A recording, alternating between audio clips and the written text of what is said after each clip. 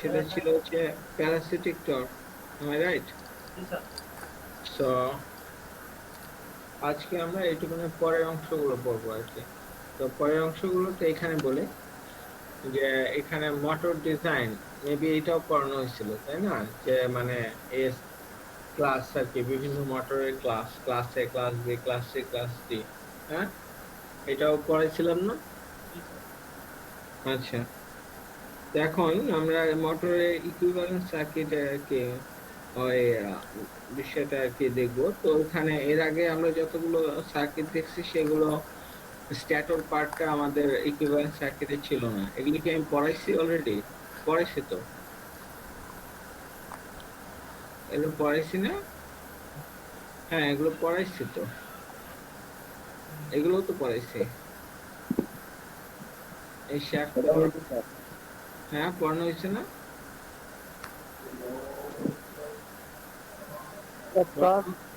পড়ানো হচ্ছে স্যার। এই স্লাইড পর্যন্ত পড়ানো হয়েছে। স্যার আচ্ছা, এখন আমরা দেখবো হচ্ছে slip at which maximum torque occurs. কেমন? আচ্ছা, আমার গলার ভয়েস যদি কেউ মানে খুব বেশি লো হয়ে যায় বা আপনারা শুনতে না পান, সেক্ষেত্রে আমাকে একটু জানান, মাইক্রোফোন অন করে। ঠিক আছে? আচ্ছা, তো এখন বিষয়টা হচ্ছে যে আমরা কি দেখেছি? আমরা দেখেছি যে টর্ক স্পিডের যে কার্ভ ছিল, সেই কার্ভ থেকে আমরা যে যে বিষয়টা দেখেছি সেটা হচ্ছে যে আমরা এখানে মেইন যে কার্ভটা, এই কার্ভ থেকে আমরা কি দেখেছি যে স্লিপের সাথে সাথে আমার টর্কটা কি ফার্স্টে ব্লক রোটর অবস্থা থেকে আমার স্লিপ 1 থেকে যত জিরোর দিকে যাইতেছিল, অথবা জিরো স্পিড থেকে 100% স্পিডের দিকে যত যাচ্ছিল, তত আস্তে আস্তে বাড়ছে এবং একটা পর্যায়ে সে কি হয়েছে, তার টর্ক ম্যাক্সিমাম হওয়ার পর আবার সেটা ডাউন হয়ে গেছে। কেন হয়েছে সেটা আমরা এই টর্কের জন্য যে বেসিক্যালি রোটরের যে কারেন্টের পাওয়ার কম্পোনেন্ট আছে, সেই পাওয়ার কম্পোনেন্টের লোকাস থেকে, রোটর কারেন্টের লোকাস থেকে আমরা সেই ব্যাখ্যাটা পেয়েছিলাম এবং এটা আমরা পেয়েছিলাম, তো আমরা দেখেছিলাম তো এই জিনিসটা। এখন কথা হলো যে এই যে ম্যাক্সিমাম টর্ক,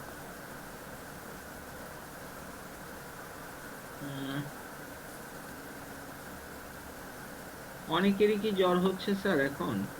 স্যার, কেউ একজন বলতেছিলেন আমাকে কথাটা, এই কার্ভের মধ্যে আমার এখানে যে ম্যাক্সিমাম টর্কটা যে আসলো, কেমন? আর আপনি চিকিৎসা নিয়েন স্যার। হ্যাঁ হ্যাঁ স্যার, মানে আপনি আসলে তো চিকিৎসা যেন তেন প্যারাসিটামল আমি খাইতে একটু ভয় পাইতেছি। কেন ভয় আপনার পাইতেছি? আপনার কিছু হয়ে গেলে আমাদের স্যার লেখাপড়া সব বাদ দিয়ে দিন স্যার। আরে ছি ছি, কি বলে স্যার, ওই কিচ্ছু জন্য হয় না বলছি স্যার। ইনশাআল্লাহ। টকটা কেমন তাই না? এটাই তো ম্যাক্সিমাম টক, নাকি কোনো সন্দেহ আছে সেটা নিয়ে? এটাই তো ম্যাক্সিমাম টক। এখন মজার বিষয় হচ্ছে এই ম্যাক্সিমাম টর্কটা তো এখন আমি দেখতে পাচ্ছি যে এইখানকার, এখানে যেটা দেখানো হয়েছিল সেটা কি পৃথিবীর সকল রোটরের ক্ষেত্রে কি এটাই হবে না? ডিপেন্ড করতেছে যে ওই মোটরের কোন ধরনের তার ক্লাস। নাম্বার 2 হচ্ছে সেই ক্লাসের হইলো, একই ক্লাসের মোটর হইলো, তাদের একটু চেঞ্জ থাকবে না, মানে হাতের 5 আঙ্গুল যেমন সমান হয় না ওই রকমের মতো, কেমন? তো এখানে আমি দেখতে পাচ্ছি যে এই আমার ম্যাক্সিমাম টর্কটা হইছে হচ্ছে কততে, জিরো স্লিপের মান যখন 0.2, সেটার সেই সময়, কেমন? তাইলে কয়েকটা জিনিস এখানে মাথায় রাখেন যে এখানে 0.2 এর সময় হয়েছিল এই ম্যাক্সিমাম টর্ক।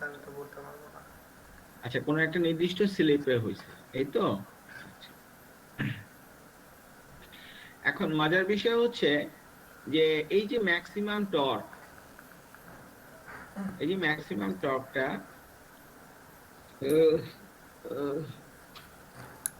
এই যে ম্যাক্সিমাম টর্কটা স্যার, এই ম্যাক্সিমাম এই ম্যাক্সিমাম টর্কটা স্যার ইসে মানে কোন স্লিপে হবে?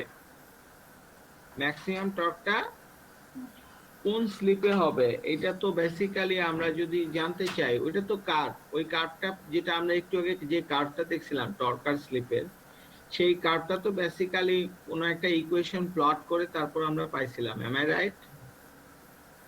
আমরা বেসিক্যালি কি করেছিলাম, একটু যদি আগে যাই, আমরা এই ইকুয়েশনটা প্লট করে পেয়েছিলাম, এম আই রাইট? আমরা জি স্যার। ইকুয়েশনটা বলেছিলাম আমরা এই ইকুয়েশনটা যদি প্লট আউট করি তাহলে আমরা এটা পাবো, ঠিক আছে? এটা তো যে কোনো টর্কের জন্য, নট ফর ম্যাক্সিমাম টর্ক। এখন মজার বিষয় হচ্ছে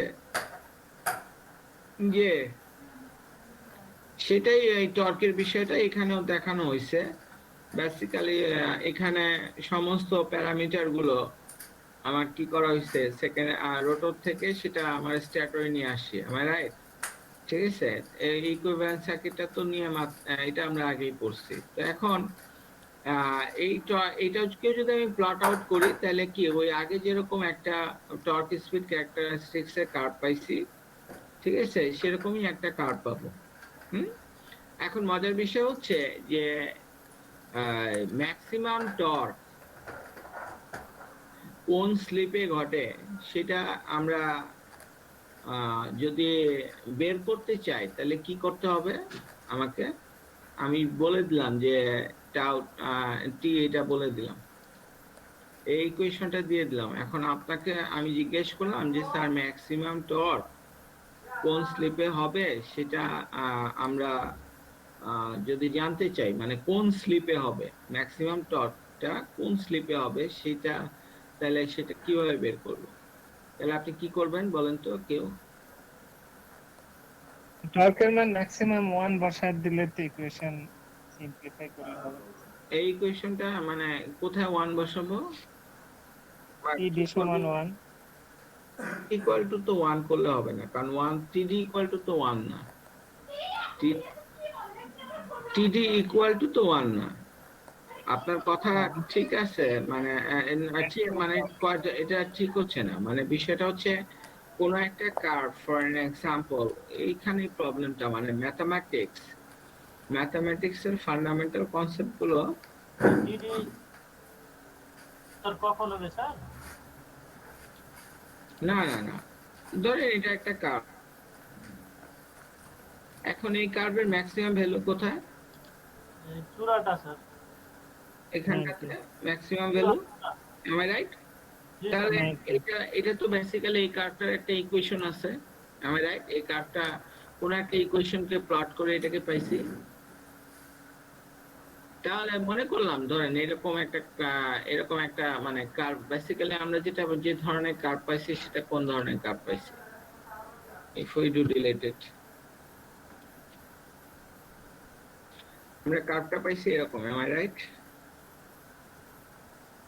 এরকম একটা টর্ক ভার্সেস আমরা স্লিপের আমরা একটা কার্ভ পাইছি না, তাই না? হ্যাঁ স্যার, তাহলে যে পয়েন্ট 2 আচ্ছা, যেটা এই যে যেটাতে maximum ম্যাক্সিমাম হচ্ছে পয়েন্টটা, আমার যে ম্যাক্সিমামটা পয়েন্টটা 0.2 সম্ভবত। তো ক্ষেত্রে কথাটা বুঝেন, অন্য কোনো মেশিনের ক্ষেত্রে অন্য স্লিপেও হইতে পারে, তাই না? তো এখন আমি যদি জানতে চাই যে এখানে বেসিক্যালি এখানে আমি জানতে চাই, তো এখন আমি জানতে চাই যে কোন স্লিপের কোন ভ্যালুতে, আমি জানতে চাই এই স্লিপের ভ্যালুটা এখানে কত, এই স্লিপের কোন ভ্যালুতে ম্যাক্সিমাম টর্কটা আসছে, এটা কি বেসিক্যালি, এটা T maximum, M I right? So এখন ম্যাক্সিমাম টর্ক বেসিক্যালি জেনারেট, এই যে একটা কার্ভ আসছে আমি, ঠিক আছে, এটা তো বেসিক্যালি এই ইকুয়েশনটাকে প্লট করলেও তাই পাবো, তাই না? এটার মতোই কার্ভ পাবো, এর আগেরটাকে প্লট করলেও পাবো, এটাকে প্লট করলেও পাবো, কিন্তু বিষয়টা হচ্ছে যে এখন কোন স্লিপে সেই ম্যাক্সিমাম টর্কটা হবে আমরা জেনারেল ভাবে দেখতে চাই। এটা তো ওইখানে একটা উদাহরণগত ভাবে আমি দেখাইছিলাম যে লোকাস অফ রোটর কারেন্ট তো ডিফারেন্ট মেশিনের ক্ষেত্রে ডিফারেন্ট জায়গায় হতে পারে, তাই না? সকল মেশিনেরই কি 0.2 তে গিয়ে ম্যাক্সিমাম টর্ক হবে? না স্যার। হবে না। তাহলে এবং ম্যাক্সিমাম টর্ক একটা মেশিন কত দিতে পারে সেটা কি আপনার জানতে মন চাওয়ার কথা না?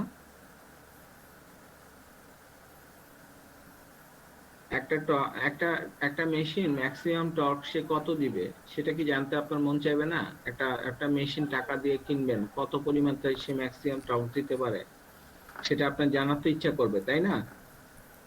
আচ্ছা, শুধু তাই না, যদি আপনি ইঞ্জিনিয়ারিং পয়েন্ট অফ ভিউ থেকে দেখেন তাহলে কোন স্লিপে তার সে ম্যাক্সিমাম টর্ক দিবে সেটাও আপনার জানার প্রয়োজন পড়তে পারে কোনো একটা কারণে। সেটা আপনি কারণটা পরে আমরা ইসে লাইক অনেক ম্যাথমেটিক্যাল প্রবলেমে আমরা সেটা দেখতে পারি। এবং আরো মজার বিষয় হচ্ছে যে আরো একটা ফান্ডামেন্টাল বিষয় আছে সেই কারণে, সেটা হচ্ছে আমরা একটু পরেই সেটা জানতে পারবো সেই কারণটাও। এখন কথা হলো যে এই একটা যদি ইসে হয় তাহলে এই ইকুয়েশনটার ম্যাক্সিমাম ভ্যালুটা কত হবে, টিডির ম্যাক্সিমাম মানটা কত হবে? সরি, আমি একটু মাউসের কালারটা চেঞ্জ করে নিই।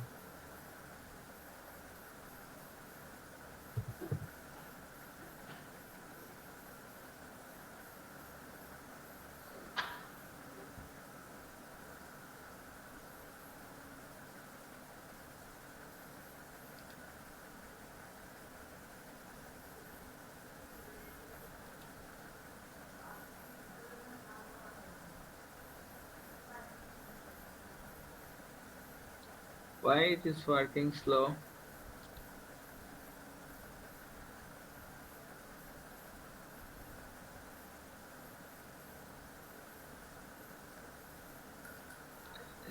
পিঠে ডান পাশের পিঠে পিঠে মানে মানুষের তো তাহলে পিছনের দিকে। এখন কোনো একটা ফাংশন যদি দেওয়া থাকে বা ইকুয়েশন, তাহলে এই ইকুয়েশনের মধ্যে আমার ম্যাক্সিমাম টিডি কখন হবে এটা বের করার প্যাটার্নটা হচ্ছে যে এই যে কার্ভের যে ম্যাক্সিমাম না, ঠিক আছে, এই জায়গাতে তো আমরা যদি এই ইকুয়েশনটার ফার্স্ট ডেরিভেটিভ নেই, ফার্স্ট ডিফারেন্সিয়েশন করি, ফার্স্ট ডেরিভেটিভ নেই দুই সাইডে, তাহলে কি দাঁড়াবে? এটা আমি যদি স্লিপের সাহায্যে নেই ডিটি বাই ডিএস, হ্যাঁ, স্লিপের সাপেক্ষে আমি যদি তার ডিফারেন্সিয়েশনটা করি তাহলে আলটিমেটলি কোন স্লিপে, ঠিক আছে, তার হাইয়েস্ট ভ্যালুটা পাই, তাহলে আমার সেটা বের হয়ে যাবে না? Am I right? কারণ ডিওয়াই বাই ডিএক্স, তাই না? তো ওয়াই সাইডে তো টি আর এটা এক্স সাইডে তো এস, তাহলে ডিটি বাই ডিএস হচ্ছে কি তাহলে আমার এই কার্ভটার ট্যানজেন্ট প্রকাশ করবে। Am I right? তো মজার বিষয় হচ্ছে যে আপনি এই হাইয়েস্ট জায়গাটাতে আমার যখন এখানে তো ট্যানজেন্ট এদিকে একটা কথা, ঠিক আছে, কথা না, এদিকে এই কার্ভের এই জায়গাতে এদিকে ট্যানজেন্ট। এখন কথা হলো যে আমার এই কার্ভের যদি হাইয়েস্ট যে ম্যাক্সিমাম জায়গায় সেখানে ট্যানজেন্টটা কোন দিকে? Am I right? এদিকে না? মানে ডেরিভেটিভটা এদিকে হবে না?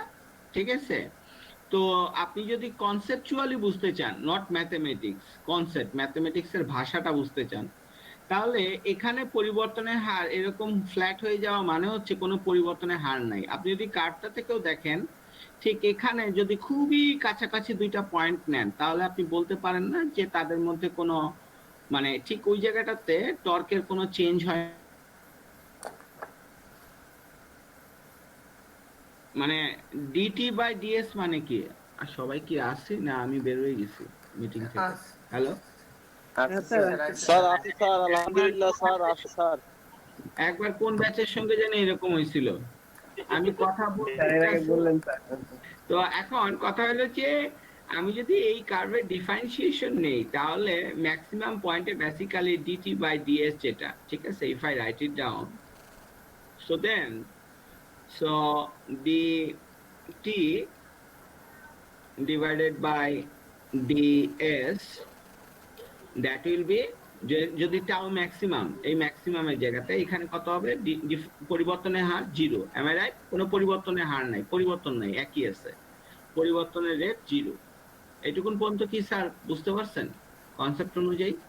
এখানে কোনো পরিবর্তন হচ্ছে কি টর্ক? খুবই কাছাকাছি দুইটা যদি আপনি পয়েন্ট নেন, কোনো পরিবর্তন আছে কি? আপনি অনেক মাইক্রো ভাবে আপনি যদি যান জুম করেন এরপর পাশাপাশি দুটো পয়েন্ট নেন তাহলে তাদের মধ্যে কোনো চেঞ্জ নাই। কথা বলতে পারছি? মানে রেট অফ চেঞ্জ ওই জায়গাটাতে নাই, বাট রেট অফ চেঞ্জ এগুলো তো অনেক হাই, এই জায়গাগুলোতে অনেক হাই পরিমাণ রেট অফ চেঞ্জ আছে, ঠিক আছে?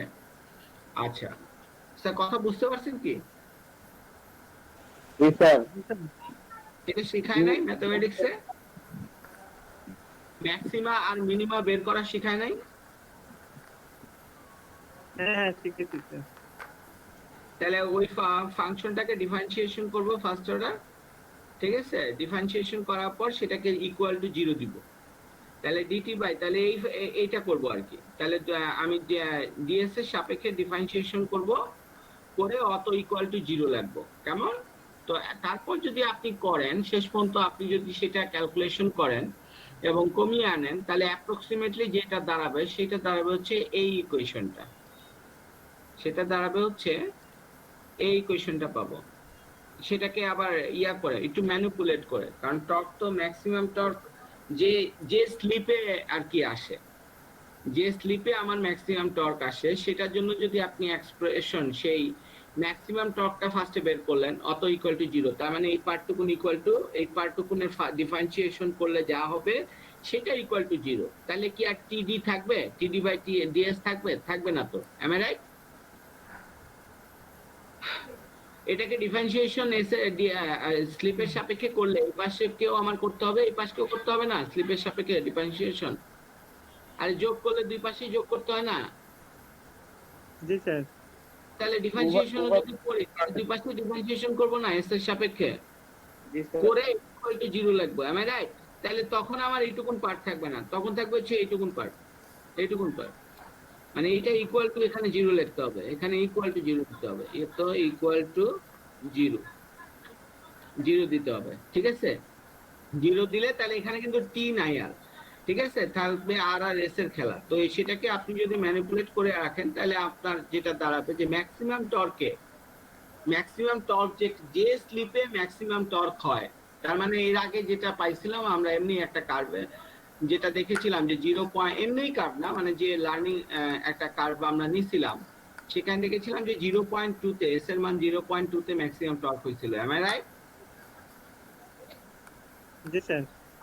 তো অন্য মেশিনের ক্ষেত্রে কেমনে হবে সেটার জন্য আমার তাহলে এই ইকুয়েশনটা পেয়ে গেলাম। তাহলে আমি খুব সহজেই ওই মেশিনের, আমি যদি উৎপাদক, যিনি উৎপাদনকারী প্রতিষ্ঠান বা ভ্যান্ডর আমরা বলি অনেক সময়, তো ভ্যান্ডরের ওখান থেকে আমার যে তার ম্যানুয়াল বা ডেটা শিটটা দিবে, সেখান থেকে খুব সহজেই তো আমার R2 কত লাগানো আছে, ঠিক আছে, এই প্যারামিটার গুলো যদিও টেস্ট করেও বের করা যায় এই প্যারামিটার গুলোর মান, তো ওরা ওখানে দিয়েও দেয়, ওরা আগেই টেস্ট করে এই প্যারামিটার গুলোর মান দিয়ে দেয়। তো আলটিমেটলি আপনি কোন স্লিপে ওই মেশিনটা হাইয়েস্ট পরিমাণ টর্ক দিবে সেটা আপনি বের করে ফেলতে পারবেন। কথা কি বুঝে গেছে? জি স্যার। তাহলে খুব মাথা থেকে সব ফালাই দিয়া আবার বলি কথাটা, জাস্ট মনোযোগ দিয়ে শুনুন। কোন স্লিপে আমার এই যে কার্ভটা, কোন স্লিপে আমার হাইয়েস্ট টর্ক আসবে সেটা বেসিক্যালি এই ইকুয়েশনের মাধ্যমে নির্ধারিত হবে, এম আই রাইট? কোন স্লিপে, স্লিপের মান কততে হাইয়েস্ট টর্ক হবে সেটা ডিপেন্ড করবে এই ইকুয়েশনের মাধ্যমে। কথা কি বুঝতে পারছি? ওকে, তাই যদি হয় তাহলে মজার বিষয় হচ্ছে যে কোন স্লিপে হাইয়েস্ট টর্ক হবে সেটা বেসিক্যালি কার উপরে ডিপেন্ডেন্ট? আপনি যদি স্ট্যাটরের পার্টের এখানে যে এই এগুলো আছে, এই রিঅ্যাকট্যান্স গুলো আছে এখানে, এটা যদিও রোটরের পার্টের রিঅ্যাকট্যান্সটা আসে x2, তাহলে বেসিক্যালি সে এখানে এগুলো যদি আপনি কনস্ট্যান্ট রাখেন, মানে ওই প্যারামিটারে, তো এটা তো আর বারবার চেঞ্জ হবে না, কারণ আমরা তো মেশিনটাকে ভেরিয়েবল, একটা রিঅ্যাকট্যান্স কখন চেঞ্জ হয়, রিঅ্যাকট্যান্স শুধুমাত্র তার ফ্রিকোয়েন্সির উপরে চেঞ্জ হয়, আমি রাইট? হ্যাঁ, তার ইন্ডাকটেন্সও চেঞ্জ হতে পারে, বাট আমরা তো তার চেঞ্জ করতেছি না, তাই না? মেশিনের তার কি দৈনিক চেঞ্জ করতেছি নাকি? তা তো না। সো আলটিমেটলি ওই মেশিনের যে রেজিস্ট্যান্স, তো সেটাও তো ফিক্স। আপনি এখন বলতে পারেন তাহলে আমি বললাম কি, আমি ধরেন বললাম যে তাহলে আমরা বুঝতে পারলাম যে আমার এই যে স্লিপে আমার ম্যাক্সিমাম টর্ক আসবে সে বেসিক্যালি ডিপেন্ডেন্ট হচ্ছে R2 এর উপরে। R2 কি? R2 হচ্ছে রোটরের রেজিস্ট্যান্স। ওকে, এখন আপনি বলতে পারেন স্যার রোটরের রেজিস্ট্যান্স, সেটাও তো স্যার যেহেতু ম্যানুফ্যাকচারার আমাকে পাঠাইছে, তো সেই অনুযায়ী তো রোটরের রেজিস্ট্যান্স তো কনস্ট্যান্ট, তাই না? নাকি না রেজিস্ট্যান্স চেঞ্জ হতে থাকবে? হ্যালো, না স্যার কনস্ট্যান্ট তো, এটা তো ওয়্যারিং করেই দেওয়া আছে। এখন যদি আমি এরকম করি যে রোটরের পার্টের সঙ্গে 3 ফেজ মোটর যদি হয়, তাহলে আমি তিনটা ফেজের সঙ্গে আমি তিনটা আরেকটা ভেরিয়েবল রেজিস্টার আমি নিলাম এবং তাদেরকে কমায় যদি বাড়াইতে পারি, তাহলে এই R2 এর মান কমবে বাড়বে না? জি স্যার বাড়বে। তো এই ইঞ্জিনিয়ারিংটা করা হয় হচ্ছে এই উইন্ড রোটরের ক্ষেত্রে।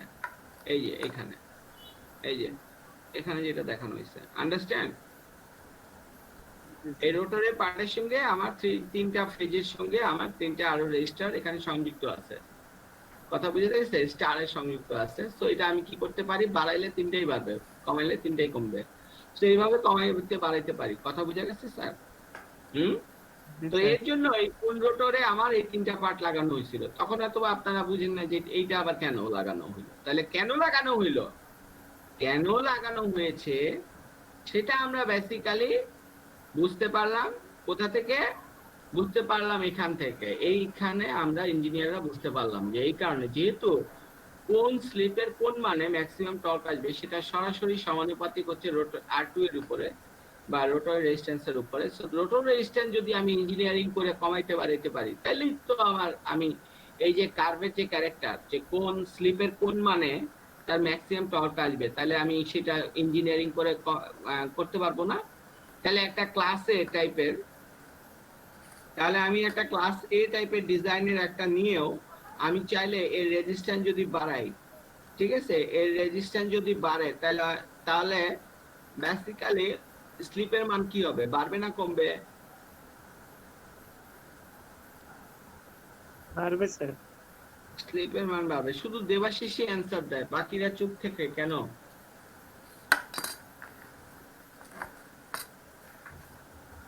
আচ্ছা, তো স্লিপের মান বাড়বে। স্লিপের মান বাড়া মানে বাড়তে বাড়তে স্লিপের মান হাইয়েস্ট কত হইতে পারে? স্লিপের মানের রেঞ্জ কত? 0 to 1, তাই না? তাহলে স্লিপের মান বাড়তে বাড়তে যদি 1 হয়ে যায়, স্লিপের মান বাড়তে বাড়তে যদি 1 হয়ে যায়, তাহলে বেসিক্যালি সে কি, মেশিনটা কি ঘুরতেছে না লক বন্ধ হয়ে গেছে, লক রোটর অবস্থায় চলে গেছে? লক রোটর অবস্থায় চলে গেছে, তাই না? বা ব্লকড অবস্থায় চলে গেছে। সো দিস ইজ হাউ আমরা রেজিস্ট্যান্সের মান যদি বাড়াইতে থাকি, তাহলে আমরা এই যে ম্যাক্সিমাম টর্ক যেটা, সেই ম্যাক্সিমাম টর্কটা আস্তে আস্তে বামের দিকে সরতে থাকবে। কথা বুঝতে পারছি? এবং চাইলে একটা ক্লাস এ টাইপের, এই যে এটা যে ক্লাস এ টাইপের ডিজাইনের একটা ইন্ডাকশন মেশিন, ক্লাস এ টাইপের মেশিনটাকে আমি রোটরি রেজিস্ট্যান্স বাড়াইতে বাড়াইতে আমি এই ডিজাইন ডি ক্লাসের একটা বানায় ফেলতে পারি, মানে যার কিনা লক রোটর অবস্থায় তার সবচেয়ে হাইয়েস্ট টর্ক দিবে। অথবা এমন করতে পারি যে না, আমি এরকম করলাম, কি বলে, like this one I did, like for an example, আপনি ক্লাস এ টাইপটাকে এরকম বানায় ফেললেন।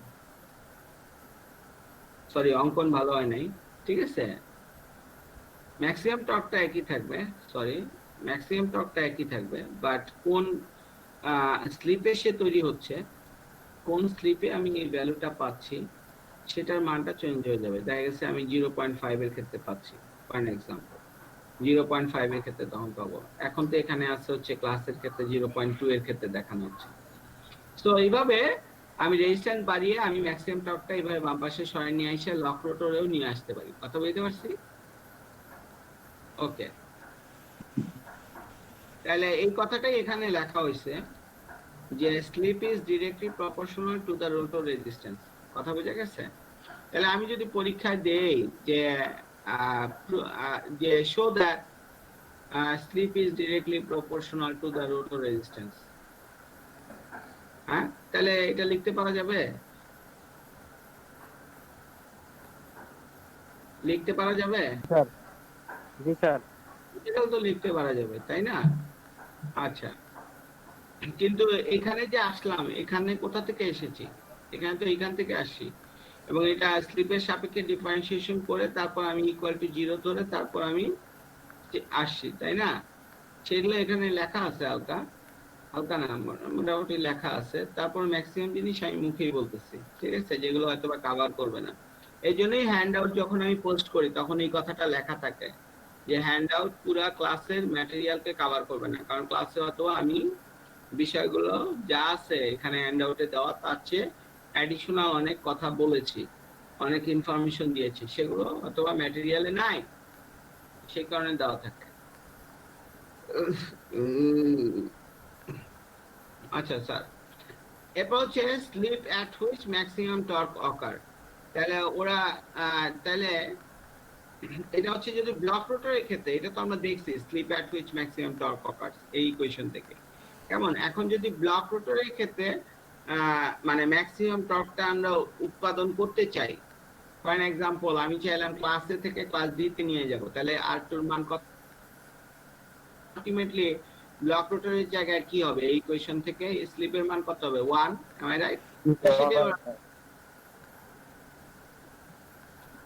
স্যার সেটা ওরা করছে যে আমি ব্লক রোটরের ক্ষেত্রে আমি যদি ম্যাক্সিমাম টর্ক নিতে যাই, তাহলে সেক্ষেত্রে ভ্যালুটা আমার কত হবে, ঠিক আছে?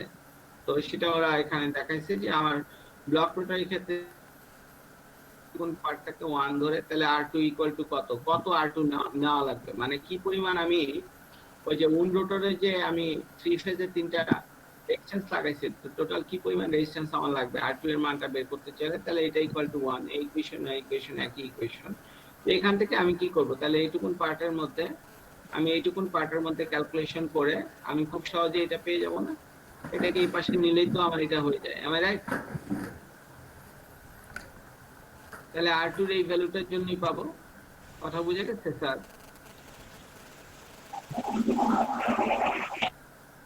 স্যার আমার কথা বুঝে গেছে? জি স্যার।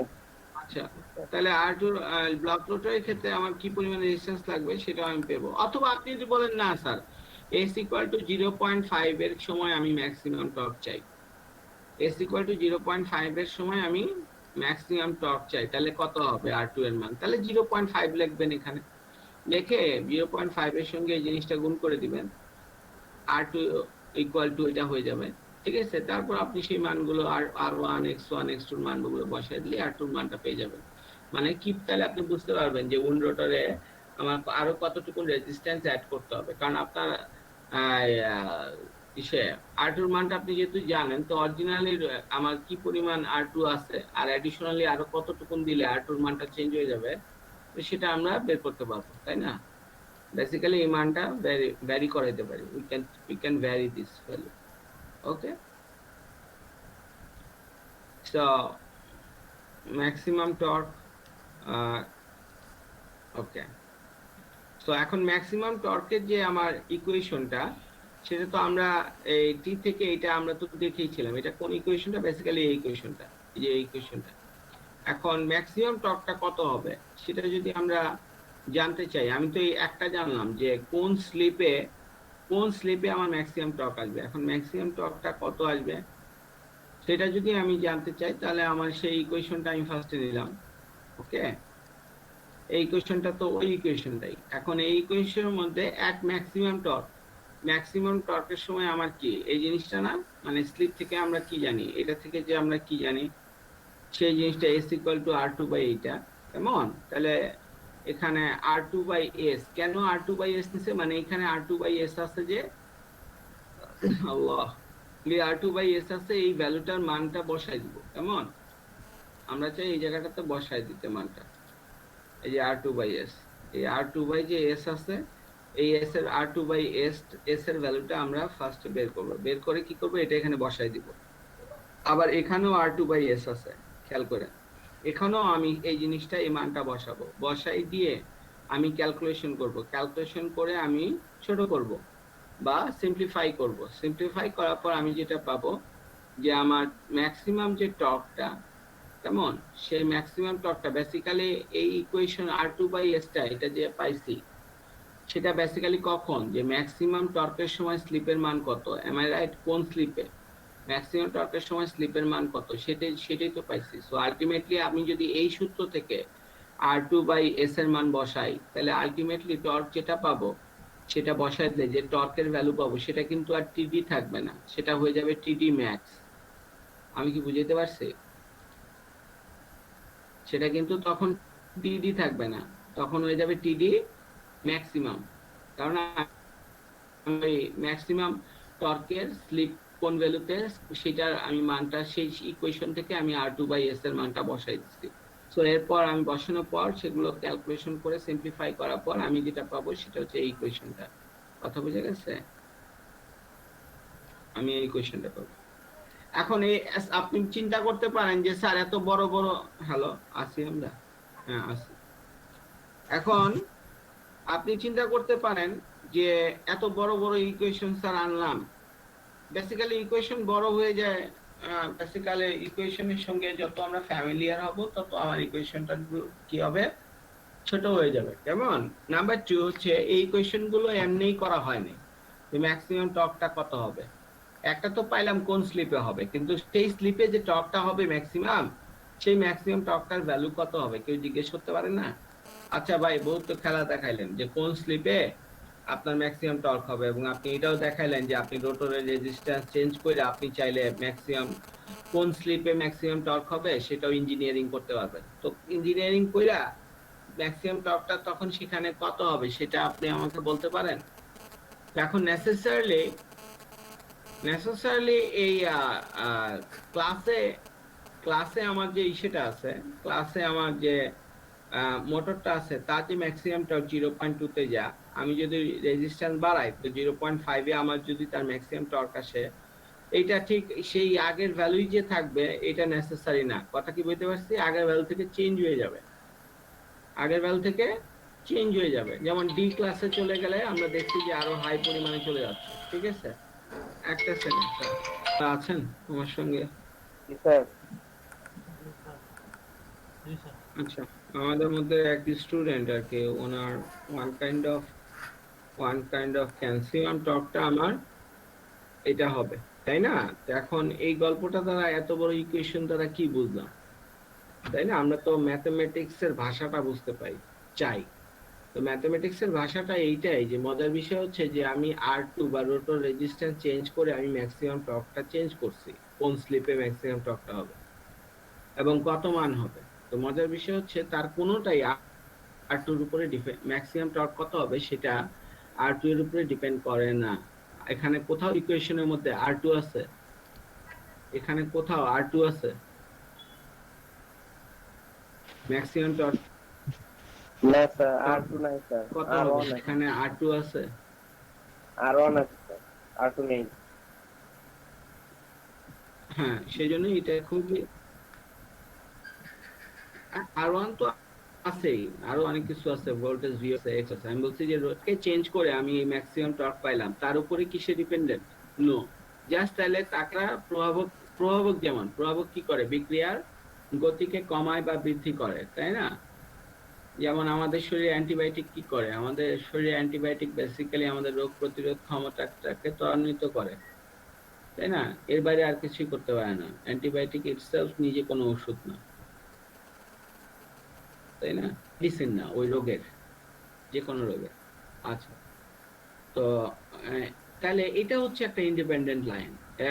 এটা হচ্ছে ভেরি ইম্পর্টেন্ট একটা লাইন। সেটা হচ্ছে যে যে এই যে ম্যাক্সিমাম টর্কটা, সেই ম্যাক্সিমাম টর্কটা ইন্ডিপেন্ডেন্ট অফ রোটর রেজিস্ট্যান্স, মানে রোটর রেজিস্ট্যান্সের উপরে সে নির্ভর করে না। যদিও রোটরের রেজিস্ট্যান্সটাকে কমে বাড়াই আমি ম্যাক্সিমাম টর্ক কোন স্লিপে হবে সেটা আমি চেঞ্জ করছি এবং ম্যাক্সিমাম টর্কটাও চেঞ্জ হয়ে গেছে, বাট ম্যাক্সিমাম টর্ক চেঞ্জ হয়ে কতখানি হবে সেটা ওই রোটরের রেজিস্ট্যান্স R2 এর উপরে ডিপেন্ড করে না, সে ডিপেন্ড করে এগুলোর উপর। কথা বুঝতে পারছি?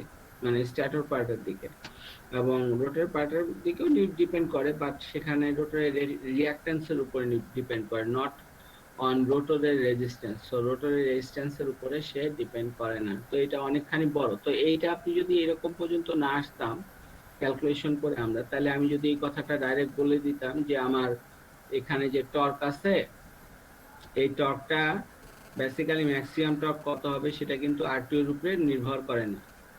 এটা বলাটাকে ইজি ছিল? না, ইজি ছিল না, কারণ আমরা এই কোয়েশ্চেনের মধ্যে R2 দেখতে পাচ্ছি। Am I right? এবং আরেকটা মজার জিনিস এখানে দেখানো হয়েছে যে ম্যাক্সিমাম যে টর্কটা, টর্ক সমানুপাতিক টিডি সমানুপাতিক ভি স্কয়ার। ওকে, যদিও এস এর সঙ্গেও সে ইন্টার রিলেটেড। ওকে, তো এই জিনিসটাও যদি পরীক্ষা হলে আসে যে show that the maximum torque produced in an induction machine is independent of rotor resistance. So সবাই অ্যান্সার করতে পারবেন না?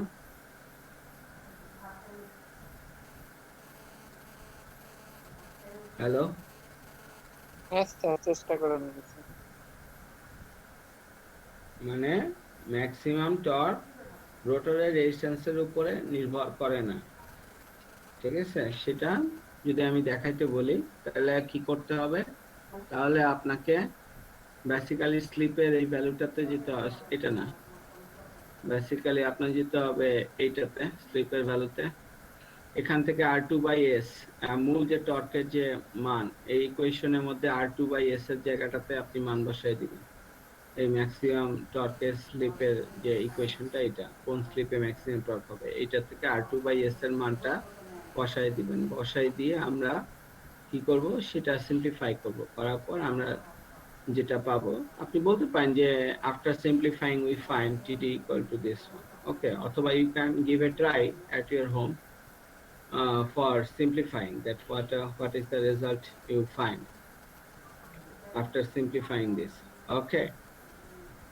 আচ্ছা, so এখানে কত 21.12 v স্কয়ার, তাই না? সো এখানে এই v স্কয়ার আছে, ঠিক আছে? আচ্ছা, কিন্তু r2 এর উপর নির্ভরশীল না, রাইট? আচ্ছা, রোটর লস এফিসিয়েন্সি এন্ড আমার মনে হয় আপনারা এই পার্ট গুলো পারবেন একাই বুঝতে, তাই কি নাকি না? আমাকে ইলাস্ট্রেট করতে হবে?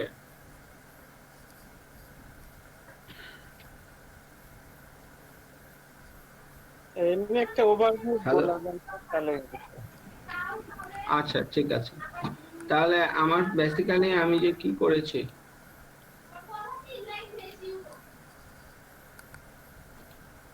আচ্ছা, আমরা বেসিক্যালি পাওয়ার, একটা ইলেকট্রিক্যাল পাওয়ার কি ইনপুট দেই মোটরে, এম আই রাইট? ঠিক আছে, তো পাওয়ার ফ্লো ডায়াগ্রাম আমরা পড়তেছি। তো মোটরে একটা ইনপুট পাওয়ার দেই, সেই ইনপুট পাওয়ারটা কোথায় দিচ্ছি আমি? রিভলভিং ফ্লাক্স তৈরি করবার জন্য কোথায় দিচ্ছি?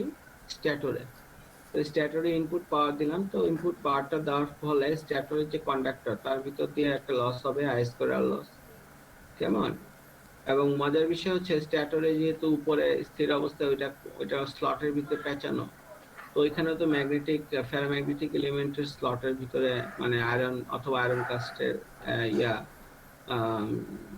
মধ্যে তারগুলো পেঁচানো, তো সেগুলো তো কোর, সেই কোরের একটা লস থাকবে, হিস্টেরিসিস এবং এডি কারেন্ট।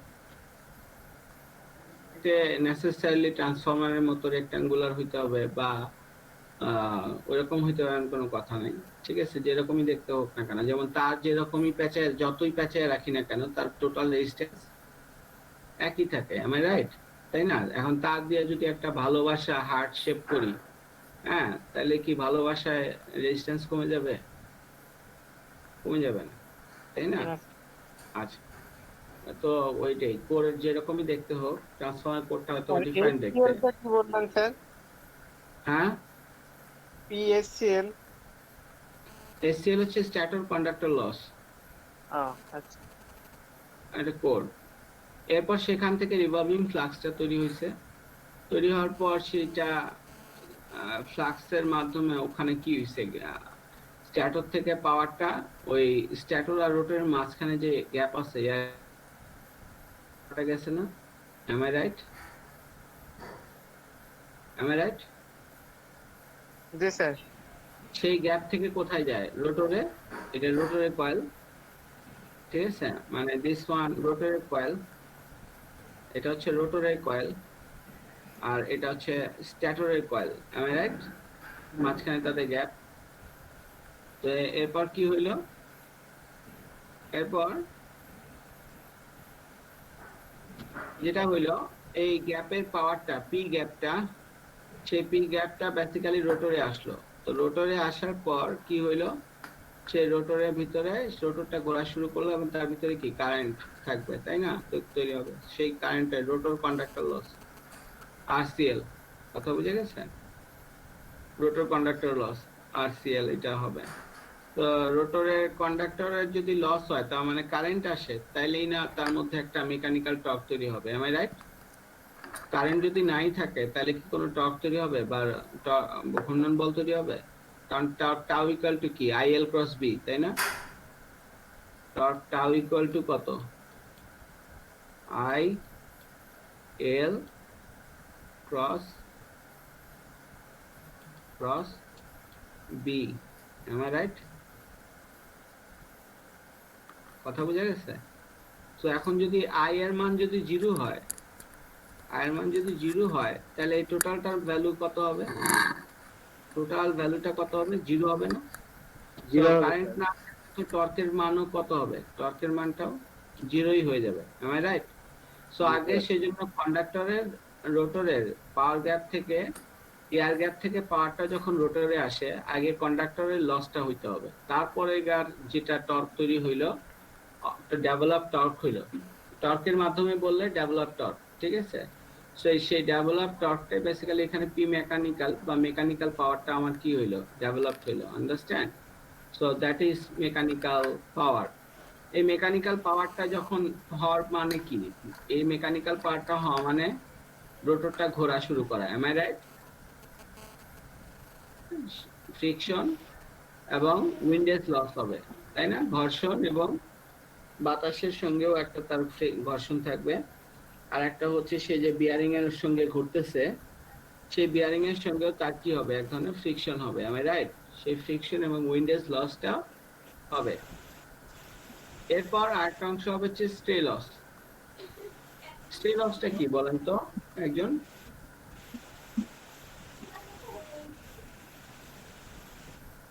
হ্যাঁ স্যার, স্ট্রে লসটা কি মনে করতে না স্যার। হ্যাঁ আচ্ছা, স্ট্রে লসটা বেসিক্যালি ফ্রিকশন এবং উইন্ডেজের বাইরেও বেসিক্যালি এর মধ্যে আপনি যদি বাইরে থেকে কোনো ইয়া দেন তাহলে এর কি একটা লাইক ব্রাশ কন্ট্যাক্ট থাকতে পারে, তারপরে মনে করেন এর আরো অন্যান্য মানে ফ্রিকশন এবং উইন্ডেজ বাদেও মোটর দিয়ে স্যার অন্যান্য যে জিনিসগুলো পরিচালিত করবো সেগুলোর ফলে যে লসটা হবে স্যার, হ্যাঁ সেগুলোরও একটা ইম্প্যাক্ট আসবে ওই মোটরের উপরে, ঠিক আছে? লাইক আপনি চাকরি ঘুরাবে, কারণ ঘুরাইতে গেলে তখন তার যে টর্ক বেসিক্যালি সেটার কারণে, সেটার ইনার্শিয়ার কারণে এখানে পরিমাণ হাই পরিমাণ একটা কারেন্ট যাবে, এই হাই পরিমাণ সেটাকে বলে ইনরাশ কারেন্ট, সেই ইনরাশ কারেন্টের একটা পার্টে তার একটা বেশি পরিমাণ লস হবে, তো সেটা স্ট্রাকচারাল লস। তারপরও আপনারা একটু বইটা পড়েন, ঠিক আছে? এখানে সো বইটা কিনতে পারছিলেন? না স্যার এখনো হয়নি কেনা। জি sir. So I hope you can understand it. So এটা পাওয়ার ফ্লো ডায়াগ্রাম, তো এই একই জিনিস।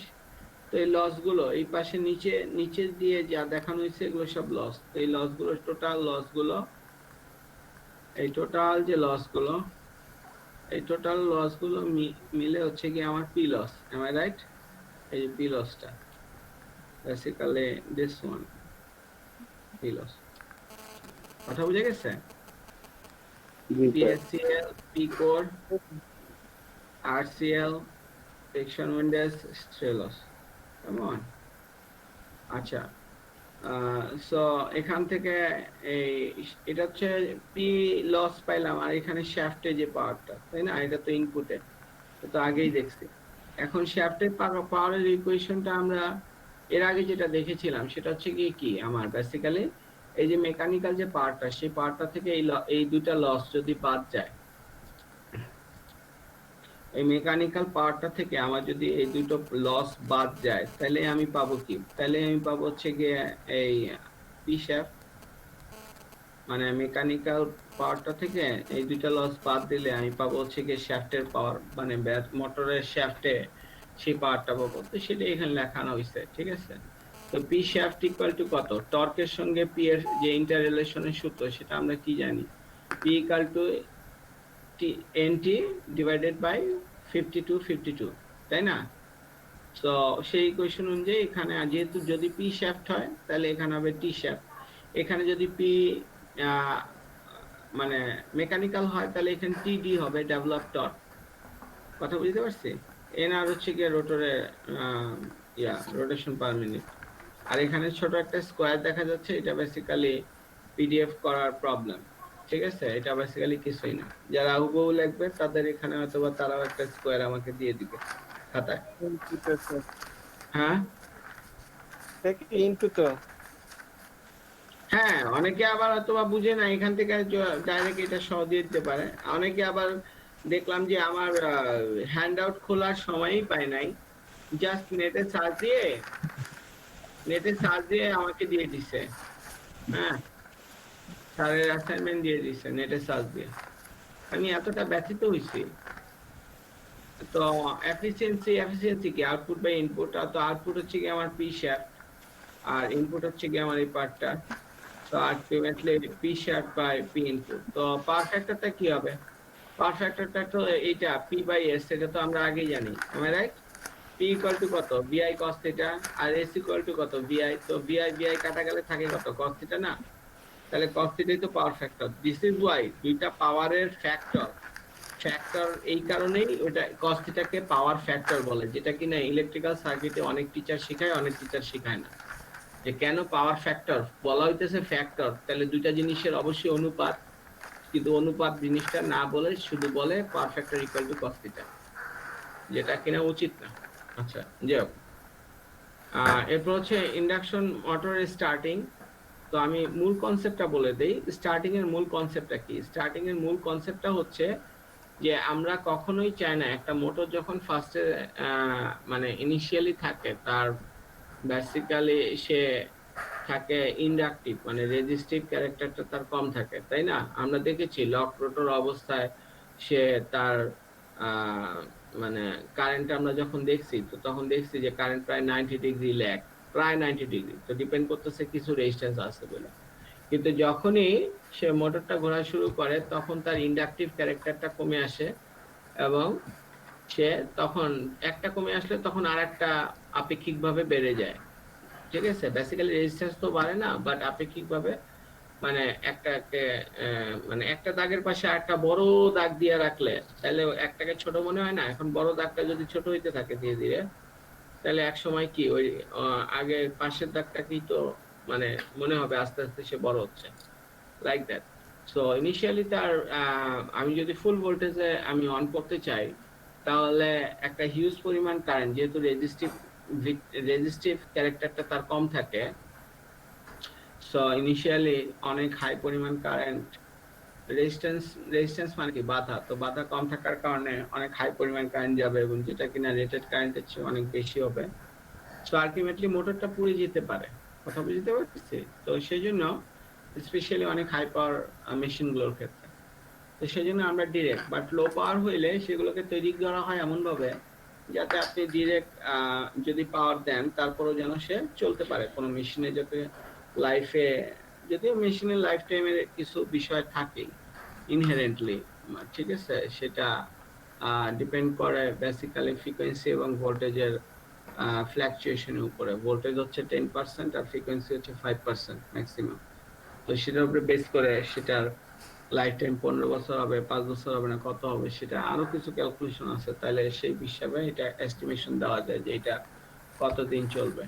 এবং এটা তো মেশিনের ক্ষেত্রে, এরকম আরো ইলেকট্রনিক্স এর জিনিসের ক্ষেত্রে যারা ওয়ারেন্টি দেয় তো বা গ্যারান্টি দেয় রিপ্লেসমেন্টের, তো সেই ক্ষেত্রে সে তারা কিভাবে দেয়, এটা কিভাবে বুঝে যে কত বছর আমার এটা ওয়ারেন্টি দেওয়া যাবে? তো তাদেরও সেই জিনিসগুলোর ক্ষেত্রে তাদের বেসিক্যালি রেটিং কিছুই না, rating one kind of limitation. মানে এর বাইরে আমাকে যদি বলে যে এই মেশিনের পাওয়ার হচ্ছে গিয়ে স্যার 50 হর্স পাওয়ারের একটা আমার ইন্ডাকশন মেশিন, তার মানে হচ্ছে এটা আমি এইভাবেও চিন্তা করতে পারি যে 50 হর্স পাওয়ারের বেশি হর্স পাওয়ার এই মেশিন থেকে। আবার এটাও বলে দেওয়া থাকে যে কত কত তার অ্যাপারেন্ট পাওয়ার রেটিং, মানে পাওয়ার রেটিংটা কত, কেভিএ রেটিংটা কত। তো সেটার মাধ্যমে আমরা বুঝি যদি আমাকে কেভিএ রেটিং দেওয়া থাকে তাহলে ওই রেটিং এর বেশি আমাকে দেওয়া যাবে না, দিলে ওই মেশিনটা ইমব্যালেন্স হয়ে যাবে এবং আনসিনক্রোনাইজড হয়ে পড়বে এবং হাই কারেন্টে এটা মেশিনটা জ্বলে যাবে। সো রেটিং আপনি এই অ্যাপ্রোচেও চিন্তা করতে পারেন যে রেটিং বেসিক্যালি বাল্ব, তো 60 ওয়াটের বাল্ব, 60 পাওয়ার মানে কি 60 ওয়াটের বেসিক্যালি বাল্ব। একটা 60 ওয়াটের বাল্বে এটা কি 100 ওয়াটে যেতে পারবে? পারবে না। তো 60 ওয়াট আপনি বলতে পারেন 60 ওয়াট দেয়। আপনি এইভাবেও ইঞ্জিনিয়ারিং পয়েন্ট অফ ভিউ থেকে চিন্তা করতে পারেন এটা তার লিমিটেশন, সে 60 ওয়াটের বেশি দিতে পারবে না। স্যার আমরা কি আছি? বের হয়ে গেছে। জি স্যার। আচ্ছা, তাহলে সেই জন্য আমরা ফুল ভোল্টেজে না করে আমরা লো ভোল্টেজে ফার্স্টে স্টার্ট করব। এরপর সে যখন মেশিনটা তার রেটেড একটা ঘূর্ণনের কাছাকাছি চলে আসবে, লাইক 90% or 80%, তখন আমরা লো ভোল্টেজে না দিয়ে ফুল ভোল্টেজটা দিয়ে দিব। কথা বুঝা গেছে? এই হচ্ছে জেনারেল কনসেপ্ট স্টার্টিং এর মেথডের। এই হচ্ছে জেনারেল কনসেপ্ট যে প্রথমে ফুল ভোল্টেজ দিলে জ্বলে যাবে। ভাই প্রথমে ফুল ভোল্টেজের বদলে কম ভোল্টেজ দেন, এরপর যখন তার মোটরের ঘূর্ণনটা যখন আমার রেটেড ঘূর্ণনের কাছাকাছি চলে যাবে অ্যাটলিস্ট 80%, তখন আপনি ফুল ভোল্টেজ দেওয়া শুরু করেন। খাস বাংলা কথা কি বুঝতে পারছি? ঠিক আছে, এটা হচ্ছে সকল প্রকার স্টার্টিং মেথডের মেইন হচ্ছে প্রিন্সিপাল। ওকে, তাহলে এখন এটা ফুল ভোল্টেজ স্টার্টিং। তো এখানে বেসিক্যালি কিছু প্রবলেম হবে, সেগুলো এখানে কিছু লেখা আছে যে হাই ইনরাশ কারেন্ট। তো ইনরাশ কারেন্টটা কি? ইনরাশ কারেন্টটা হচ্ছে কি বেসিক্যালি স্টার্টিং এর সময় তার যে হিউজ পরিমাণ কারেন্ট আসে। এই ইনরাশ কারেন্ট যে কোনো মেশিনের ক্ষেত্রে হইতে পারে, নট অনলি ইন্ডাকশন মেশিন, ট্রান্সফর্মারের ক্ষেত্রে থাকতে পারে, তারপরে সিনক্রোনাস মেশিনের ক্ষেত্রে হইতে পারে, ইনফ্যাক্ট ডিসি মেশিনের ক্ষেত্রে হইতে পারে। মানে স্টার্টিং এর সময় তার হাই ভোল্টেজে স্টার্ট নেওয়াটা আনসেফ। ঠিক আছে, তো আরো অনেক প্রবলেম হইতে পারে, তো সেগুলো এখানে লেখা আছে। ওইটা একটা মেজর প্রবলেম, হাই ইনরাশ কারেন্ট। আর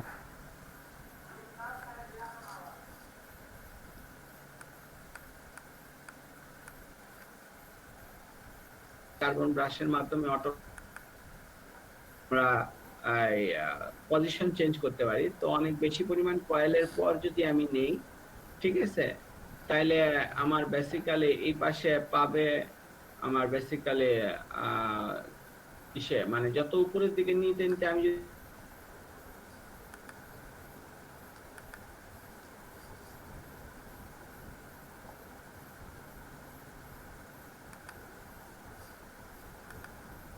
সময় আমার এই তিনটা আমার স্টার্টিং কন্ডাক্টর গুলো অন থাকে, কন্টাক্ট গুলো অন, তারপর আমি কি করি, আমরা মোটরটাকে স্টার্ট দিই। আর এখানে এমন ভাবে প্যাটার্নে দেওয়া আছে যেটা আমার ওয়াইন্ডিংটাকে স্টার আকারে দেওয়া আছে। কারণ কি, যদি স্টারের ক্ষেত্রে আমার কি হয়, লাইন টু নিউট্রাল ভোল্টেজটা কম থাকে, তাই না? স্টারের লাইন টু নিউট্রাল ভোল্টেজটা কম না লাইন টু লাইনের চেয়ে? জি স্যার। এটা আমার একটা স্টার, তখন এটা নিউট্রাল পয়েন্টটা তো হচ্ছে এইটা। এখন এই নিউট্রাল পয়েন্ট থেকেও আমার যদি একটা যায়, আমার একটা কন্ডাক্টর যায়, তাহলে এখন আমার এটা একটা লাইন, এটা একটা লাইন, এটা আর একটা লাইন। তাহলে লাইন টু লাইন মানে হচ্ছে এখান থেকে এইটুকুন অথবা এখান থেকে এইটুকুন, line to line. R line to neutral মানে হচ্ছে গিয়ে, লাইন টু নিউট্রাল মানে হচ্ছে এটা লাইন 1, এটা লাইন 2, এটা লাইন 3। আপনি চাইলে এটাকে 2 বলতে পারতেন, এটাকে 3 বলতে পারতেন। তো আর এটা কি, এটা বেসিক্যালি হচ্ছে নিউট্রাল। তো আপনি স্টার করলে যেটা হচ্ছে, আপনি এখান থেকে নিউট্রালে যদি ভোল্টেজ নেন, আপনি পাবেন 220 ভোল্টেজ, কিছু কম বেশি হইতে পারে, ঠিক আছে, 220 ভোল্টেজ। আর যদি আপনি লাইন টু লাইন নেন 3 ফেজে, তাহলে পাবেন 440 ভোল্টেজ। ঠিক আছে, তো তাহলে তো আমরা তো চাচ্ছি কি, আমরা চাচ্ছি হচ্ছে কম ভোল্টেজ দিতে, সেই জন্যই আমরা স্টার করছি। দেখেন এটাকে এখানে এসে এখানে এই এস কন্ডাক্টরের মাধ্যমে এই পয়েন্ট, মানে তিনটাই একই পয়েন্টে স্টার হওয়া মানে কি একই পয়েন্ট থেকে বের হয়ে গেছে, রাইট? সো একই পয়েন্ট থেকে তারা এখানে ভোল্টেজ গুলো গেছে, সো স্টার আকারে আমার সংযুক্ত আছে। সো স্টার এখানে ভোল্টেজটা তাহলে আলটিমেটলি অটো ট্রান্সফর্মার হয়ে একটা লিমিটেড ভোল্টেজ এখানে যাবে। ডিপেন্ড করবে আমি এটাকে কোথায় আমি করছি, রাখছি। তো এখানে চিত্রে যেমন দেখা যাচ্ছে তাতে 50%, কারণ অর্ধেক 50%-এ আপনার এই আমার অটো ট্রান্সফরমারের এই নিয়ে যাওয়া হয়েছে কার্বন ব্রাশের মাধ্যমে। আচ্ছা, যখন ফুল ভোল্টেজে চলে যাবে, যখন আমার মেশিনটা 80%-এর বা তার চেয়ে বেশি পরিমাণ ঘূর্ণনে চলে যাবে, তখন কি করে দিব, আর তখন ক্লোজ করে দিব কোন পার্ট গুলো, তখন ক্লোজ করে দিব হচ্ছে কি আমার গুলো, এই আর আর গুলো ক্লোজ করে দিব। আর গুলো ক্লোজ করে দিলে কি হবে, বেসিক্যালি যেটা হবে যে কারেন্ট লাইনের পাওয়ার এখানে এসে, যেহেতু এটা ওপেন, হ্যাঁ এখানে ওপেন দেখে এখান দিয়ে যাবে না, সে ডাইরেক্ট এখান দিয়ে গিয়ে এখান দিয়ে ডাইরেক্ট চলে যাবে। এটাও এখানে এসে এখান দিয়ে ডাইরেক্ট এখানে চলে যাবে, এটাও এখান দিয়ে এসে এখানে ডাইরেক্ট চলে যাবে। কথা কি বুঝতে পারছি? মানে আমি 80%-এর উপরে তার রেটেড আরপিএম হয়ে যাওয়ার পরেই আমি তখন তাকে ফুল ভোল্টেজ দিয়ে দিলাম। কথা বুঝে গেছে? সেই মেকানিজমের মাধ্যমে আমরা স্টার্টিং, এটা অটো ট্রান্সফরমার এখানে বর্ণনা দেওয়া আছে, পড়েন আপনারা, আমি তো মুখে বললাম, ঠিক আছে? আচ্ছা, এরপর সে ডাইনামিক ব্রেকিং। তো ডাইনামিক ব্রেকিং এর মধ্যে বেসিক্যালি যেটা করা হয় সেটা হচ্ছে মানে এটা তো স্টার্টিং এর মেথড, আর এটা হচ্ছে ব্রেকিং এর মেথড। তো ব্রেকিং এর মেথডে কি করা হয়, ব্রেকিং এর মেথডে ফার্স্টে যেটা করা হয় যে লাইন 1, লাইন 2, লাইন 3 তিনটা লাইনই খুলে দেওয়া হয়। কেমন? তো খুলে দিলে মজার বিষয় হলো কি, যে এখানে স্ট্যাটরের ভিতর দিয়ে বেসিক্যালি একটা তিনটা ফেজ গিয়ে এই ইন্ডাকশন মেশিনের ভিতরে একটা রিভলভিং ফ্লাক্স তৈরি করছিল। কেমন? তো এখন যেহেতু আমি এই লাইনগুলো খুলে দিছি, তার এর মধ্যে যে কোনো কারেন্ট নাই, তো কারেন্ট না থাকার ফলে কি এর মধ্যে কোনো রিভলভিং হচ্ছে যে রোটরটা যে ঘুরতেছিল, ঠিক আছে? তো রোটরের ঘূর্ণন তো আর সঙ্গে সঙ্গেই থামে না, খুলে দেওয়া মাত্র তো আর থামবে না। বেসিক্যালি রোটর কি হচ্ছিল, রোটর কেন ঘুরতেছিল, রোটর বেসিক্যালি তার নিজের মধ্যে ইনডিউস কারেন্টের ফলে যে একটা ম্যাগনেট তৈরি হয়েছিল, রোটর ম্যাগনেট বেসিক্যালি স্ট্যাটরের ম্যাগনেটটাকে ফলো করতেছিল। তো হঠাৎ করে স্ট্যাটর ম্যাগনেট উধাও হয়ে গেছে, ঠিক আছে? আলাদিনের আশ্চর্য প্রদীপের ভিতরে থাকা জিনের মতো উধাও হয়ে গেছে। সো সে তার কাইনেটিক ইনার্শিয়ার কারণে, গতি জড়তার কারণে সে থামবে না, সে ঘুরতেই থাকবে কিছুক্ষণ, ঠিক আছে? মানে তার থামতে দেরি হবে। কিন্তু কথা হলো আমরা যদি আমরা ইন্ডাস্ট্রিয়াল প্রসেসে সেটা কি প্রভাব ফেলতে পারে যদি আমি কোনো মেথড না রেখি ব্রেকিং এর জন্য। বিষয়টা হচ্ছে এর আগে দেখি যে কিভাবে ব্রেক করা হয়, তাহলে বুঝতে পারবো যে ব্রেক এভাবে না করলে কি প্রবলেম হতে পারে।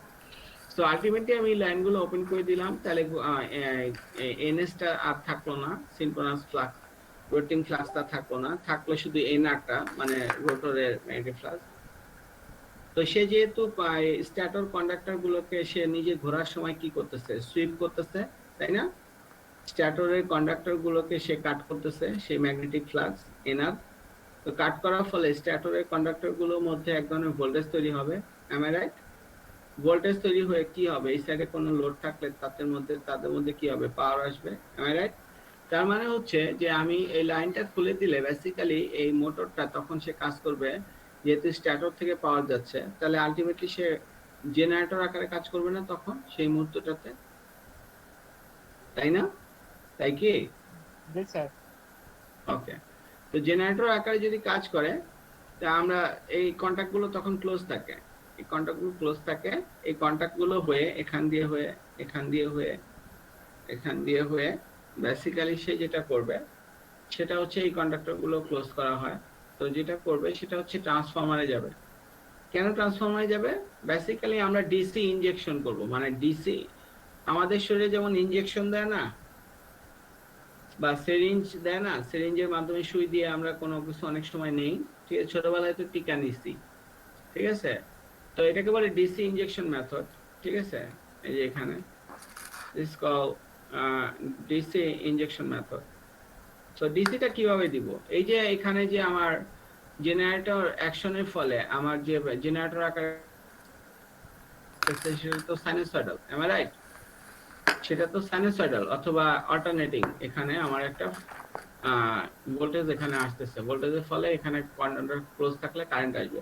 সেই কারেন্ট ট্রান্সফরমারের তিনটা পার্টে গিয়ে রেকটিফায়ার দেখানো হচ্ছে, সেই রেকটিফায়ারের মাধ্যমে রেকটিফাই হয়ে এই রেজিস্টার দিয়ে গিয়ে কি হবে, আবার পুনশ্চ কি হবে, স্ট্যাটরের কয়েলের ভিতরে এখান দিয়ে একটা যাবে,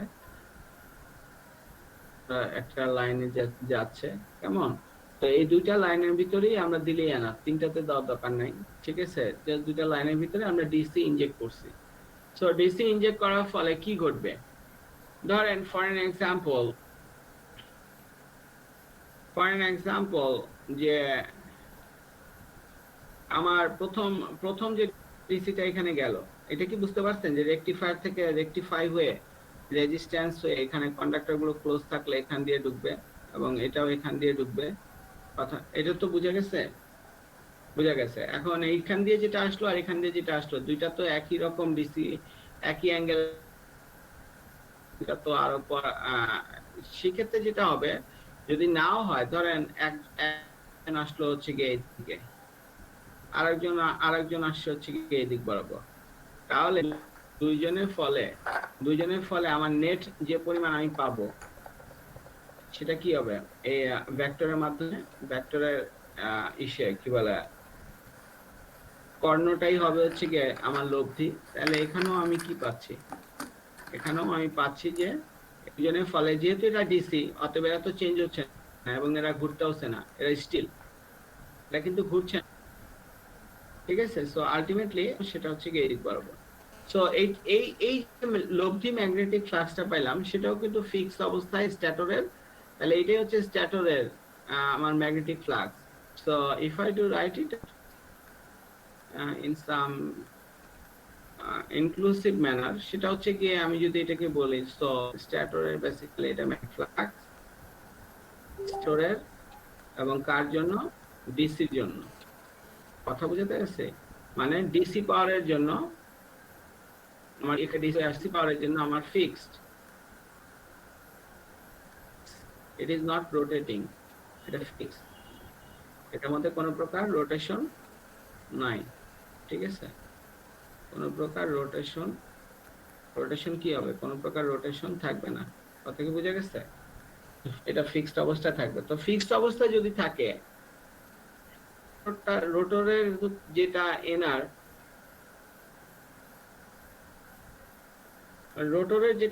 ধরেন রোটরের এনার এখানে আছে সামহারে, ঠিক আছে? This is NR, this is NR. এখন এই এনআর তো ঘুরতেছে, এম আই রাইট? এই রোটরটা তো ঘুরতেছে, মানে কি এই এনআরটাও তো ঘুরতেছে, রোটরের ম্যাগনেটিক ফ্লাক্সের ইয়াটাও তো ঘুরতেছে, এম আই রাইট? তাই না? তো ঘোরার ফলে বেসিক্যালি এখানে এনআর না বলে আপনি ফায়ারও বলতে পারেন, ম্যাগনেটিক ফ্লাক্সটা ডিউ টু রোটর সেটা কি করতেছে, ঘুরতেছে। এখন ঘুরতে হইলে সে তো একে গতি জড়তার কারণে সে থামতে পারতেছে না, সে ঘুরতেছে। কিন্তু মজার বিষয় হচ্ছে যে এই যে ডিসিটা তার দিকে যে আসছে, এই রোটরের দিকে যে আসছে, ফলে আলটিমেটলি কি হবে, বেসিক্যালি ইন্ডাক্টরের ধর্ম অনুযায়ী আমরা কি জানি, যে সে একে তো ফ্রিকশন উইন্ডেজের কারণে তার ভিতরে রোটেশনটা কমে আসবে, বাট সেটার চেয়ে বড় কথা হচ্ছে আমি যে ডিসি ইনজেক্ট করছি, তাহলে সে কি চাবে, যে ডিসি ইনজেক্ট করার ফলে সে যেহেতু ঘুরতেছে, রোটরটা যেহেতু ঘুরতেছে, তাহলে রোটরের ওই ডিসি যেটা আমার পাওয়ারটা গেছে, ডিসি যে ম্যাগনেটিক ফ্লাক্সটা গেছে, সেই ফ্লাক্সটা যেহেতু রোটরটা ঘুরতেছে, তাহলে ওই ডিসিটার কারণে রোটরের ভিতরে একটা ভোল্টেজ ইনডিউস হবে না? am I right? তো ভোল্টেজ ইনডিউস হবে, সেই ভোল্টেজ ইনডিউস এমন ভাবে হবে যাতে মূল ফ্লাক্স মানে মূল কারণকে, সৃষ্টির কারণকে বিরোধিতা করে। তো সৃষ্টি হইছে কোথায়, মানে এর মধ্যে ভোল্টেজটা ওইখানে তৈরি হয়ে বেসিক্যালি সে তার ম্যাগনেটিক ফ্লাক্স সে এমন একটা তৈরি করবে, ফলে দুইজনেই একইভাবে অ্যালাইন্ড হয়ে যায়, মানে দুইজনের মধ্যেই যাতে এই যে রোটরের ফ্লাক্সটা ঘুরতেছে, সেটা কি করবে, এই ফ্লাক্সটা তো স্থির, সে একবার এখান থেকে ঘুরে এখান থেকে চলে,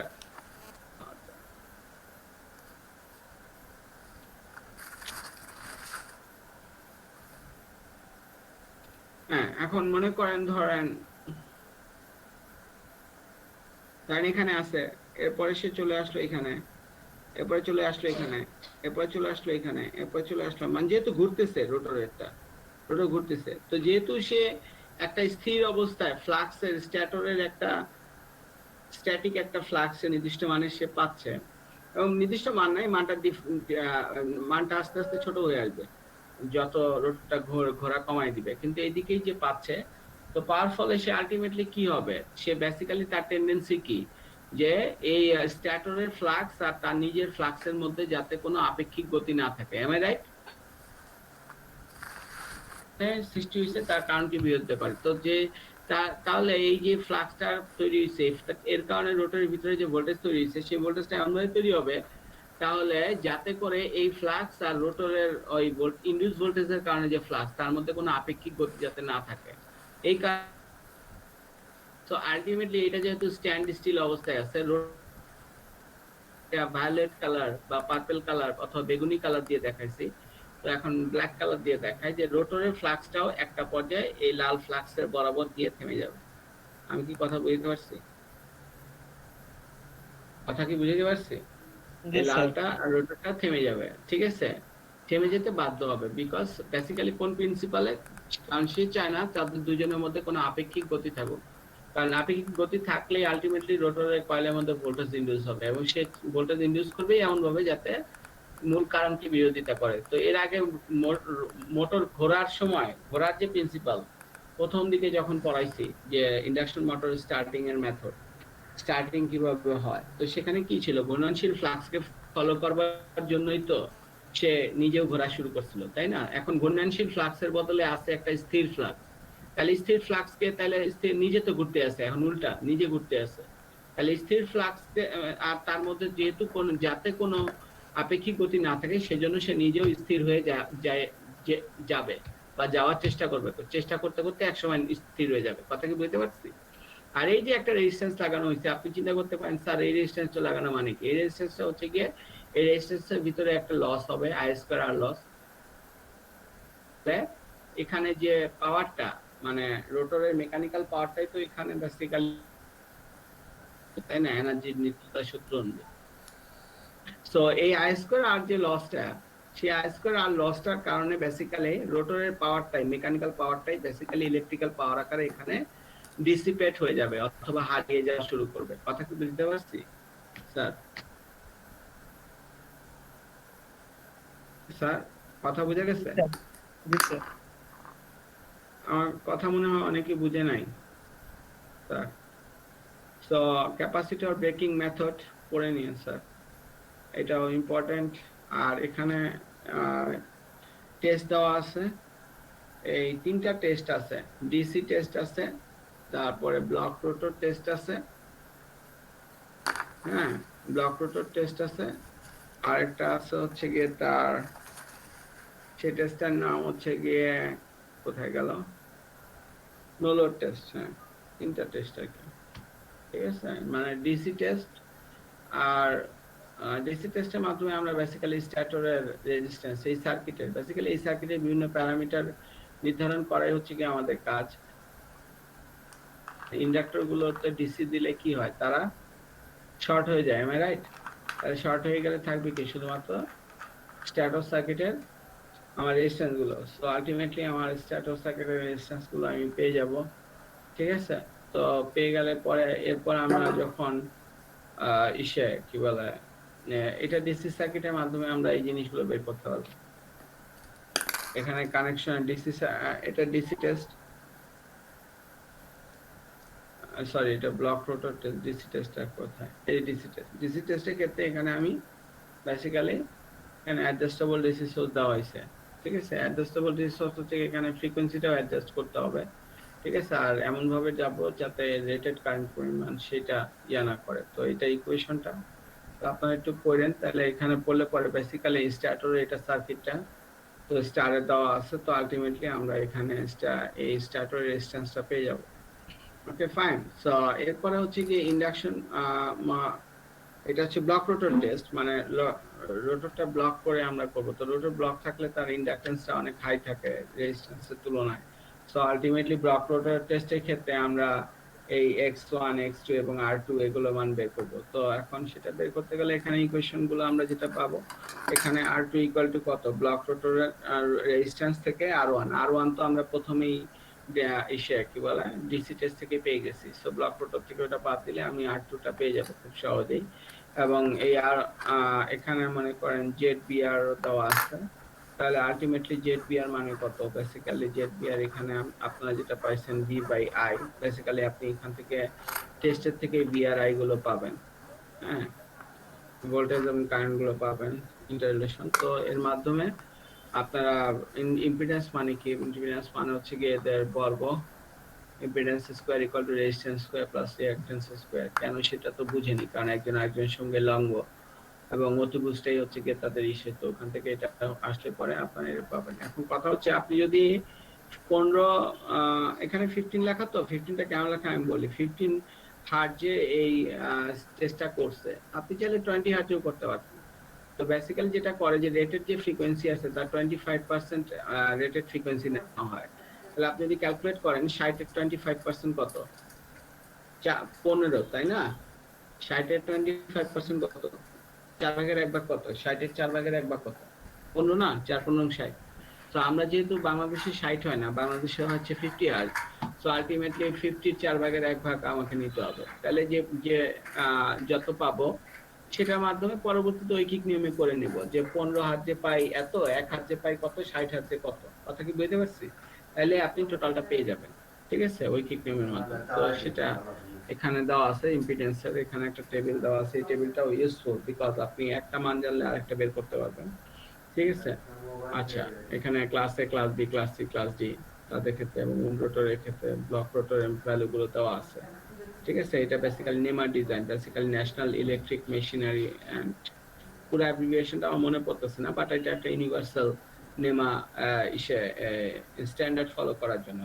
কেমন এরপর হচ্ছে no load test. Basically no লোডে কি করা হয়, নো লোডে কোনো আমার লোড থাকে না, তাহলে তখন যদি কোনো লোড নাই থাকে সো আলটিমেটলি এখানে কোনো লোড থাকবে না। বেসিক্যালি কি হয়ে গেছে, তাহলে কোনো লোড না থাকলে বেসিক্যালি আমার এই পার্টটা আমার ইগনোর করা যাবে, রোটরের পার্টটা ইগনোর করা যাবে, কারণ কোন লোড নাই। তাহলে এটা কি ওপেন, ফলে এর মধ্যে দিয়ে কোনো কারেন্টও যাচ্ছে না, থাকবে কি শুধু প্রাইমারি পার্টটা। নো লোড পার্টে আমি শুধুমাত্র যাদেরকে বের করব সেগুলো কি, এই যে ঠিক ট্রান্সফরমার মতো RFE, ঠিক আছে, JXM। সো আমরা সেগুলো বের করতে পারবো নো লোডের ক্ষেত্রে, আন্ডারস্ট্যান্ড? সো সেগুলোই আমরা এখানে বের করব।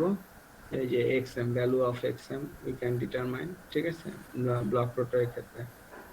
So I hope you can do it. এবং IFE, I0 বা এক্সাইটেশন কারেন্ট, ঠিক আছে। সো এগুলো বের করতে পারবেন। আমি ইন ডিটেলস স্যার আজকে যেতে পারলাম না। আই হোপ এটা খুব কঠিন হবে না, তবে একটু বইটা কিনলে ভালো স্যার, টেলিকনসেপ্ট